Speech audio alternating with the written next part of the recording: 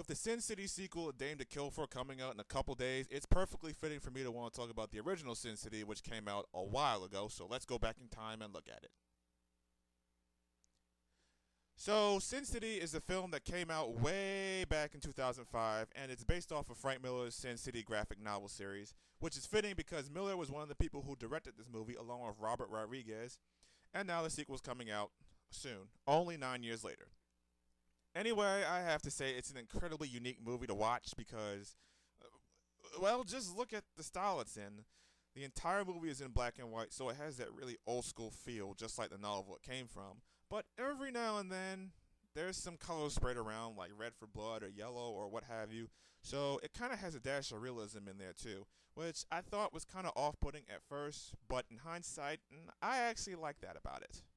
Getting into other shit I like, there's the story, or rather the fact that there's three different stories in the movie with three different characters that you're trying to watch. You have Hartigan, Bruce Willis's character, who's a cop, kind of like in Die Hard, and he's trying to protect this little girl, Nancy, who ends up growing into Jessica Alba's character, who is hot as hell in this movie, by the way. Seriously, I couldn't help but pause it a couple times just to get a good look.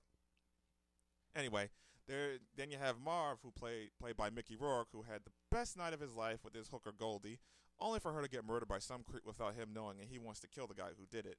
So he goes to this place called Old Town, which is run by prostitutes, to get info and get revenge. So you can probably guess where that's headed. And then you have Dwight's story, who's played by Clive Owen, and he's trying to protect his girlfriend Brittany Murphy from Benicio del Toro, who plays this asshole ex-boyfriend of hers. And then shit gets messy on his end, like really, really messy. Seriously, you have to see it.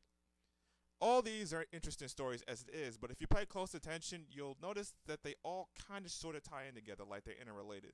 And that's what makes it a little bit more gripping. It's like, oh, I didn't notice that before. Oh, hey, it's that guy. Or, hey, it's that guy from earlier.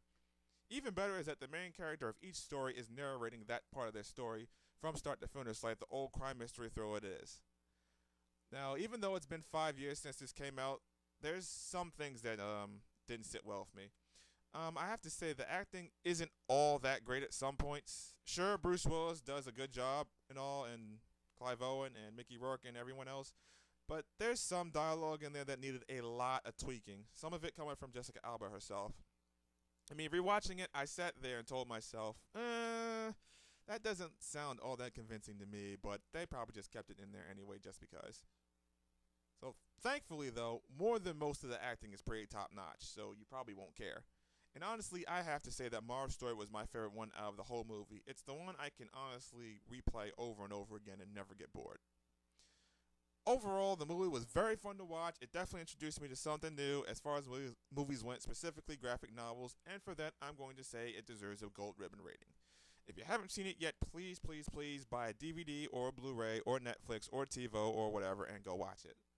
So, with that all said, do you agree? Do you disagree? Do you not care? Whatever you think, leave a comment, tell me how you feel, and feel free to subscribe to me if you want to see more in the future.